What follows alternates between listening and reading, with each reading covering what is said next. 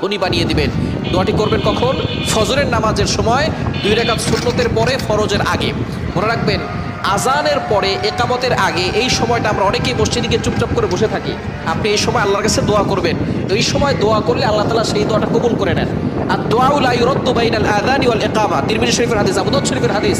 আজান ও একামতের মাঝখানে দোয়া করলে সেই দোয়াটা কবুল ফিরিয়ে দেওয়া হয় না, সেই দোয়া কবুল করা হয়। আপনি যখনই যেই নামাজে মসজিদে যাবেন, আজান দিয়েছে, একামত হতে একটু দেরি হয়, আপনি সুন্নত পড়ে চুপচাপ বসে থাকবেন না, গল্প করবেন না, আপনি আল্লাহর কাছে দোয়া করবেন। আল্লাহ তাআলা আপনার সকল দোয়াগুলো কবুল করবেন।